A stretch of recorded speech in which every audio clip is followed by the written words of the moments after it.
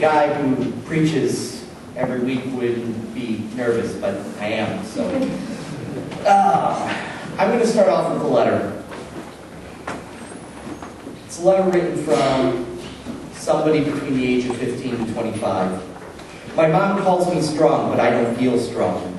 My entire life I've held secrets, and not small secrets, but big whoppers, which have made my heart hateful. How do you tell your mom that her best friend's son raped your daughter? How do you tell your mom that you're mad at her for staying with a man for 5 years, watching as he beats her children? How do you tell your mom that you blame everything on her? You can't. It's impossible. But you can tell your mom that you love her every day, kiss her cheek every night, and forget about everything, because even if you wake up scared some nights, feeling dirty even when you're clean, and never, ever feel like you can trust anyone, I would rather let my mom know that she is the most important person in my life than go around and have something else that makes my heart blacker than it already is. Signed, Family Girl. One more. I'm now 16 years old. This may not seem like a big deal, and most people would say to just suck it up and get over it. But I was emotionally abused as a child, and even today, going into my young adult years, I was forced to think I had to be the responsible one and the strong one since I was old enough to remember. I was the one to keep all the moms and dads' secrets from each other, as well as the only one to do anything as far as cleaning, schoolwork, helped others with schoolwork, keep everything and everyone in check. If I wasn't there, every one of my siblings and my mother would have been physically abused. The only thing I don't do is cook. They put a thought in my mind that I had to be perfect, perfectly behaved, perfect grades, perfect everything. And if I wasn't, then something would happen to me or my family. I wasn't about to let that happen. Every day of my life, I don't know what will happen. And this is just a short start of a horrid lifetime event. It may seem small now, but it will scar me for life. Anonymous. One of these letters was written from somebody who some of our kids met. One of these letters was written possibly by one of our own. We don't know because of its anonymity. YASO is what I'm talking about today. YASO stands for Young Adults Speaking Out, or we just say, speak out.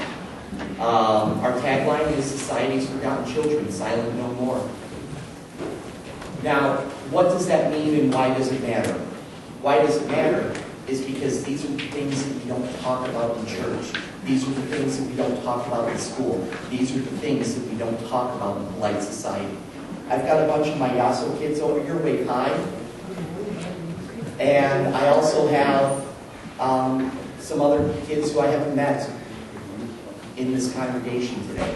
I want you to look around at anybody who's under 30 and tell me just by looking at them, which one's bulimic, which one's an alcoholic, which one's addicted to painkillers, which one's been raped, molested, and abused, and which one comes from a good family with good parents. No? Nobody can do it? Neither can I. Because there is no way to know. If anyone's watched the movie The Breakfast Club, at the end of the day, the kids, no matter how they dress, how they look, how they behave, they all are the same at the end of the day. They have the same hurts, the same fears, the same anxieties. And unless it's an election year and everybody's talking about the youth, overall, they feel marginalized. And at YASO, that's one of the things that we try to prevent, because we give them a voice. We give them an opportunity to talk. A typical YASO gathering starts off with pizza that I provide for them, and pop. We talk for half an hour and just hang out. Then we sit in a circle and we talk about a real topic. None of that 1980s hardline evangelical, listen to rock and roll music and you'll get pregnant stuff, but more along the lines of real topics like the bulimia, like the addictions, like the abuse. An adult talks first. Then a kid who's living it and going through it talks and shares. Then everybody gets a chance to open up. From there, they get to talk to a peer counselor, somebody their own age, or one of the adults. Now, the adults we have right now are very limited. It's me, a guy named Tony, Pastor Matt and Larry from this church. Every time we do this, which is twice a month, they're there right by my side. But what started off with 20 kids is now 42. And this last week we hit critical momentum because we went on Saturday or Friday rather, to this event called Ascension Convention, one of the largest Christian youth conventions in the nation. We didn't go in as attendees. We had a booth. And at that booth, over 25 kids wrote their stories. And it is impossible to read all 25 of these without crying. I'm going to be making photocopies and giving copies to Pastor Matt and every other pastor I know, because this does matter. Now, what am I asking of you? First off, I have no problem admitting it. I want money. Because, and what does that money get used for? I am $78 of pizza away from being broke in this venture. And a lot of these kids live in complete poverty. And you say, well, where's mom and dad? And there's food stamps and this and this and this. Well, what happens when mom and dad is an alcoholic and they blow all the money that was meant for food stamps on beer? It happens. I see it. I hear the horror stories.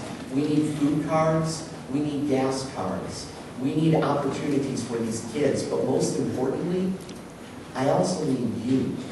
If there's anybody here who's Stephen's ministry trained, or anybody here who just wants to make a difference, you can show up twice a month and just talk to one of them. Because I promise you, if you come from a good and stable family, if you're kind to your kids and your grandkids, you might actually be a novelty to them. Because they don't have that. I asked the kids Saturday morning, yesterday morning, if I was to tell them anything, if I was to say, why does this matter? Why should you come out? Somebody responded, because we're human beings, and it's the right thing to do. I can tug at your heartstrings and try to convince you and coerce you and give you all sorts of great reasons and go into WWJD, Willy Wonka just died, and try to convince you to come. But all I have is 42 precious hearts. They keep me up at night, make me cry, and also make me believe in miracles. Because they are a miracle. And they are our future. And they're the kids in your neighborhood and the kids that you pray with. The kids that your kids play with, rather. If I sound like a crazed little guy, fine. Call me John the Baptist, but be my Jesus and finish the job. Thank you. There is, by the way, information just to the right at a table when you step out the doors. Thank you.